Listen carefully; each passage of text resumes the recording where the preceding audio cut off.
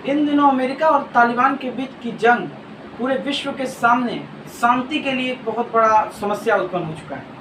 अफगानिस्तान में मचे उस सियासी भूचाल और आतंक परस्त तालिबान की नीतियों से अफगान में जिस तरह से लोगों को परेशानी हो रही है, उस पर आज मैं आपको एक सटीक विश्लेषण देने जा रहा हूँ। नमस्कार दर्शकों, मैं आयुष राज द्विवेदी आप सभी का अपने यूट्यूब चैनल पर बहुत बहुत स्वागत करता हूँ। आज चर्चा करूंगा अमेरिका और तालिबान के रिश्तों की। आज चर्चा होगी अफगान में अमेरिका किस तरह से आता है और तालिबान को जिस तरह से मदद करता है, और आखिरी में वही तालिबान के साथ अमेरिका को घुटने टेकते हुए उस पूरे अफगान लोगों को यूं ही छोड़कर जाना पड़ जाता है। जी हाँ, आज चर्चा करते हैं अफगानिस्तान में मचे उस मानवता के खिलाफ उस जंग की, जिस जंग की शुरुआत कई दशकों पहले से ही हो चुकी थी। पहले जब सोवियत संघ एक तरह से आधिपत्य अफगान पर जमाए हुए था, उस समय जब कोल्ड वॉर पूरे विश्व पर छाया हुआ था, जिसका खतरा पूरे देशों पर छाया हुआ था, उस समय सोवियत संघ के खिलाफ अमेरिका एक तरह से मजबूती के साथ खड़ा हुआ था। और अमेरिका और सोवियत संघ के बीच की तीखी जंग हम सब जानते हैं कि इतिहास में किस तरह से दर्ज हो चुकी है। जिस समय सोवियत संघ अफगानिस्तान में अपनी पैठ को मजबूत कर रहा था, उसी समय अमेरिका ने सोवियत संघ को एक तरह से उनके खिलाफ अपने आप को स्थापित करने के लिए आईएसआई और पाकिस्तानी सरकार की मदद से अफगानिस्तान में इस्लामिक मुजाहिदीन की स्थापना करवाई। उनको हथियारों से लेकर आर्थिक स्तर तक मदद किया और तमाम ऐसे उपकरण दिए जिसके बल पर इस्लामिक मुजाहिदीन सोवियत संघ की उस सरकार के खिलाफ अपनी स्थिरता को प्रस्तुत कर सके और मजबूती के साथ सोवियत संघ को बाहर किया जा सके। और हुआ भी ऐसे ही। कुछ वर्षों के पश्चात ही सोवियत संघ को अफगान से जाना पड़ा और इस्लामिक मुजाहिदीन ने अपनी स्थिरता वहां पर बनाई रखी।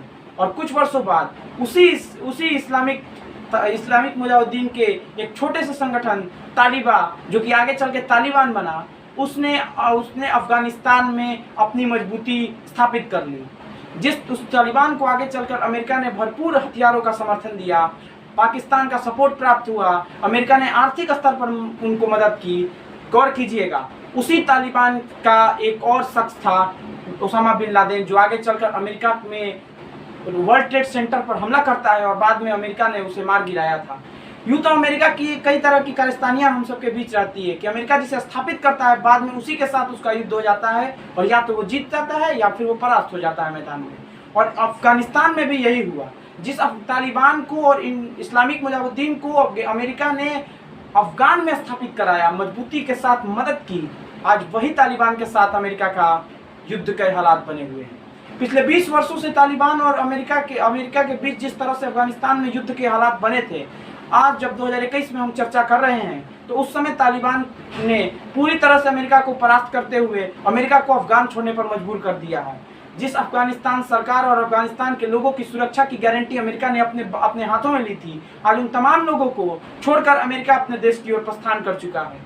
अब देखना होगा कि जिस आतंकवादी संगठन या क्रूर संगठन को अमेरिका ने मदद की, आज वही अमेरिका के खिलाफ जंग मैदान में खड़ा हो गया था। तो आने वाले दिनों में अफगान के लोगों को किस प्रकार से मदद मिल पाती है, क्योंकि कुछ दिनों पहले आपने सुना होगा कि अमेरिका के कुछ लोगों को और काबुल एयरपोर्ट पर मौजूद लोगों पर जिस तरह से अटैक हुआ, उस अटैक के खिलाफ जब तालिबान ने ये अपनी स्टेटमेंट दिया कि इस अटैक से उनका कोई लेना देना नहीं है, तब एक और संकट पैदा हुआ कि आईएसआई ने उस हमले की जिम्मेदारी ली और आईएसआईएस का पैठ वहाँ पे कहीं ना कहीं इस बात पे एक बार फिर जिक्र करता है कि क्या अफगानिस्तान फिर से आतंकवादियों के ग्रस्त में जाता हुआ दिख रहा है।